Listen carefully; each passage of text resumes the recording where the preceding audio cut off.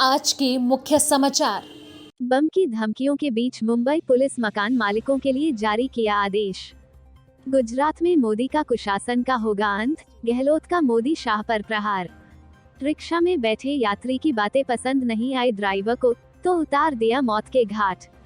महाराष्ट्र में एक और बड़ी परियोजना गंवा दी, आदित्य ठाकरे ने की शिंदे सरकार खिंचाई। मुंबई पुलिस ने शहर की सुरक्षा के मद्देनजर हर मकान मालिक से नए किराएदार की जानकारी देने को कहा है। पुलिस ने चेताया है कि माहौल बिगाड़ने वाले किराएदार बनकर आ सकते हैं। मुंबई पुलिस ने शुक्रवार 28 अक्टूबर 2022 को आदेश जारी कर सुरक्षा व्यवस्था को देखते हुए सभी मकान मालिकों को नए किराएदारों की जानकारी पुलिस के साथ शेयर करने को कहा है। मुंबई पुलिस ने इस आदेश में कहा है कि कानून व्यवस्था बिगाड़ने के लिए कुछ लोग किराए पर घर ले सकते हैं, इसलिए नए किराएदारों की जानकारी देना आवश्यक है। नए किराएदारों की जानकारी पुलिस के साथ शेयर करने और मकान मालिकों के काम को आसान बनाने के लिए मुंबई पुलिस ने एक लिंक भी शेयर किया है, जिसमें मकान मालिक किराएदारों की जानकारी आसानी से अपलोड कर सकते हैं। बता दें, इससे पहले मुंबई पुलिस ने शुक्रवार 21 अक्टूबर 2022 को 1 नवंबर से 15 नवंबर तक पूरे शहर में धारा 144 लागू करने का आदेश जारी किया था। शहर में कानून व्यवस्था की स्थिति के लिए संभावित खतरे के मद्देनजर यह निर्णय लिया गया था। भारतीय दंड संहिता आईपीसी की धारा 144 के तहत सार्वजनिक स्थानों पर 5 से अधिक लोगों के समूह को इकट्ठा होने की इजाजत नहीं होती है। धारा 144 लागू करने का आदेश महाराष्ट्र पुलिस अधिनियम 1951 की धारा 10(2)(37)(3) के तहत जारी किया गया था। पुलिस कमिश्नर ने आदेश में कहा था, हमें शहर की कानून व्यवस्था की स्थिति के लिए संभावित खतरे के मद्देनजर कुछ जानकारियां मिली है, जिसके परिणामस्वरूप सार्वजनिक संपत्ति और मानव जीवन का नुकसान हो सकता है। 5 से अधिक लोगों के सार्वजनिक समारोहों को प्रतिबंधित करने के अलावा आदेश में यह भी कहा गया है कि शहर में जुलूस निकालने और पटाखों को जलाने पर प्रतिबंध रहेगा। हालांकि मुंबई पुलिस ने शादी समारोहों और अंतिम संस्कार के अवसर पर लोगों के इकट्ठा होने की अनुमति दी है। प्रतिबंध से शैक्षणिक स्थानों, कार्यालय की बैठकों, सामान्य समाज की बैठकों, सिनेमा हॉल और व्यापारिक गतिविधियों बाहर रखा गया है। जुलूस के दौरान लाउड स्पीकर और संगीत बैंड के उपयोग पर भी प्रतिबंध रहेगा। आदेश के अनुसार, अगर कोई भी इन आदेशों का उल्लंघन करता हुआ पाया जाएगा, उसके खिलाफ कार्रवाई की जाएगी। महाराष्ट्र पुलिस अधिनियम 1951 की धारा 2(6)(10)(2) और 37(1) के तहत जारी एक अन्य आदेश में कमिश्नर ने 3 नवंबर से 2 दिसंबर तक किसी भी हथियार के उपयोग या परिवहन पर रोक लगा दी है। आदेश के अनुसार, कोई व्यक्ति पुलिस की पूर्व मंजूरी के बिना किसी भी हथियार, गोला बारूद या विस्फोटक का भंडारण या परिवहन नहीं कर सकता है। यह आदेश लोगों को आग्नेयास्त्रों को प्रक्षेपित करने में सक्षम पत्थरों या अन्य वस्तुओं को इकट्ठा करने, परिवहन करने या रखने से भी रोकता है। आदेश के अनुसार पुतलों के प्रदर्शन या उसे जलाने के कार्य को भी गैरकानूनी घोषित किया गया है। ऐसी किसी भी स्थिति को उत्पन्न करने की मनाही है, जिससे राज्य में कानून व्यवस्था की स्थिति बिगड़े। उल्लेखनीय है, बीते दिनों मुंबई पुलिस को एक धमकी आई थी। इस धमकी में कहा गया था कि मुंबई में बम धमाके होने वाले हैं।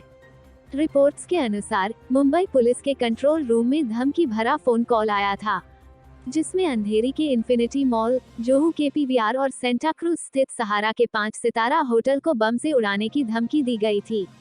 यह धमकी भरा कॉल आते ही शहर की पुलिस अलर्ट हो गई थी और सभी जगह सुरक्षा व्यवस्था कड़ी कर दी गई थी।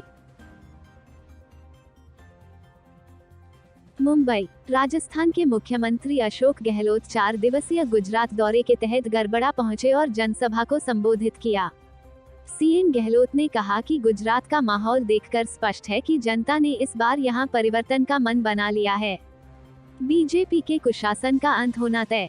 सीएम गहलोत ने गड़बड़ा में प्रेस वार्ता को संबोधित किया।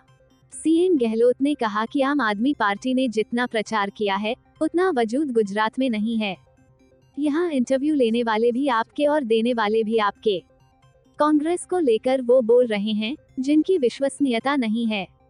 भारत जोड़ो यात्रा से बीजेपी और आप पार्टी बौखला गई है, इसलिए इन पार्टियों के लोग कांग्रेस की यात्रा को लेकर दुष्प्रचार कर रहे हैं।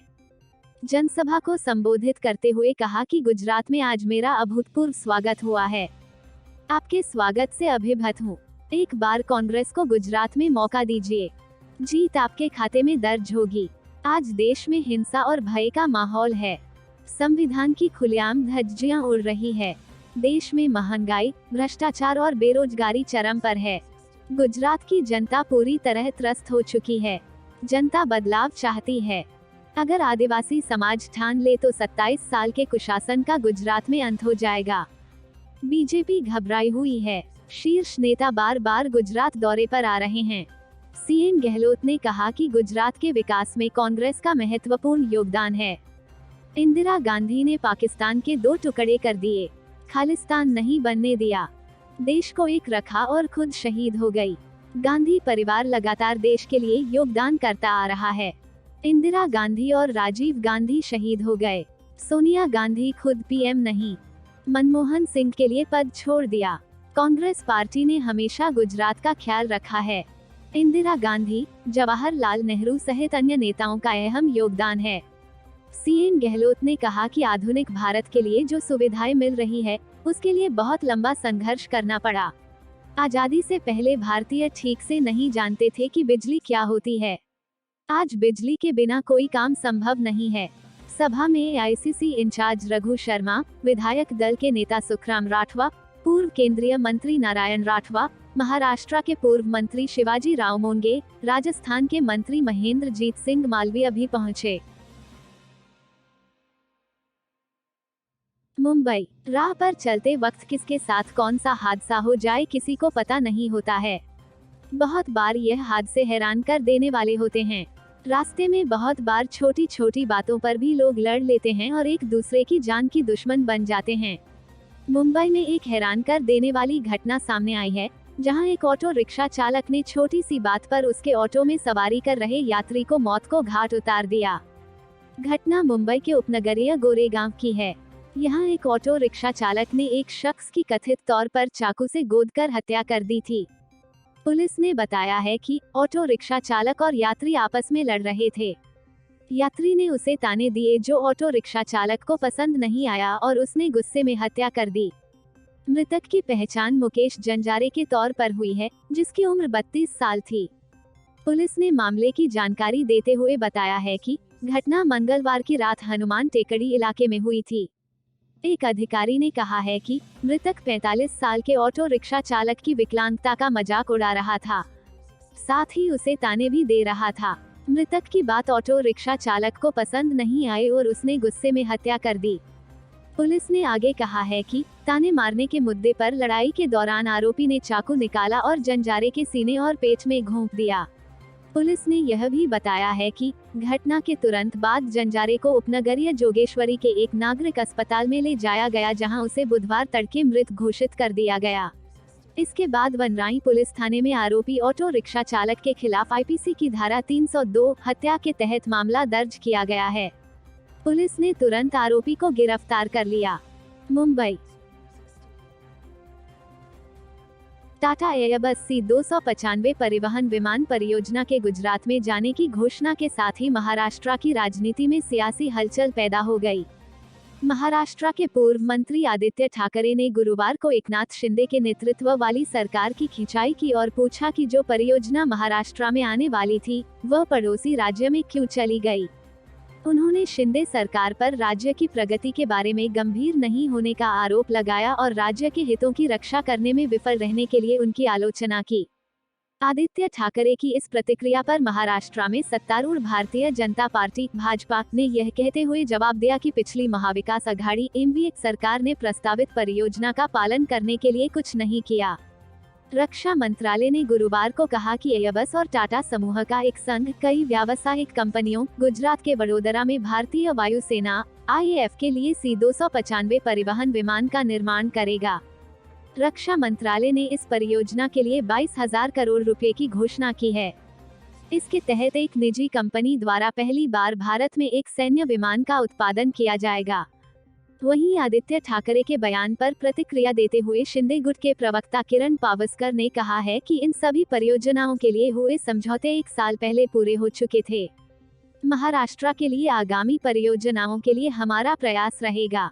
प्रधानमंत्री नरेंद्र मोदी रविवार को प्रमुख यूरोपीय रक्षा कंपनियों और भारतीय समूह के निर्माण केंद्र की आधारशिला रखेंगे, जिसे घरेलू एरोस्पेस क्षेत्र के लिए एक प्रमुख बढ़ावा के रूप में देखा जा रहा है। इस साल सितंबर में सीएम शिंदे के वफादार उदय सामंत, जो वर्तमान में उद्योग मंत्री हैं, ने कहा था कि टाटा एयरबस विमान निर्माण परियोजना महाराष्ट्र के विदर्भ क्षेत्र में नागपुर के पास आएगी। पुणे जिले की शिरूर तहसील में पत्रकारों से बात करते हुए आदित्य ठाकरे ने पूछा कि क्या राज्य सरकार जवाब देगी कि ये परियोजनाएं क्यों बाहर जा रही हैं। उन्होंने कहा कि यह चौथी परियोजना है जो राज्य में राजद्रोही सरकार के सत्ता में आने के बाद से महाराष्ट्र से दूर हो गई है। वे हमेशा दावा करते हैं कि उनके पास डबल इंजन वाली सरकार है, हालांकि केंद्र सरकार का एक इंजन काम कर रहा है, लेकिन राज्य सरकार का इंजन फेल हो गया है। ठाकरे भारी बारिश से किसानों को हुए नुकसान का जायजा लेने शिरूर पहुंचे थे। उन्होंने कहा कि उनके पिता उद्धव ठाकरे के नेतृत्व वाली पिछली एमवीए सरकार महामारी के दौरान भी राज्य में निवेश लाने में कामयाब रही थी, लेकिन यह सरकार ऐसा करने में विफल रही है। उन्होंने आरोप लगाया कि सीएम शिंदे नियमित रूप से दिल्ली जाते हैं, लेकिन वह वहां अपने लिए जाते हैं, महाराष्ट्र के लिए नहीं। मैंने उन्हें यह कहते हुए कभी नहीं सुना कि टाटा एयरबस परियोजना महाराष्ट्र में आनी चाहिए। Vedanta Foxconn, bulk drug park, medic drug park, medical device park और अब टाटा एयरबस सहित ये सभी परियोजनाएं गुजरात चली गई। Bureau report, Mumbai.